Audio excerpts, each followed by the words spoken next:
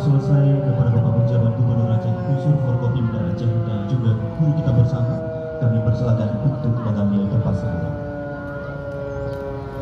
Ya, Lapisan hitam sirine sudah selesai diberikan dan terlihat di lokasi mesin raya Rahman para tamu undangan sudah hendak bersyukur dan juga berdoa kepada para korban syuhada gempa yang sedang di Aceh 24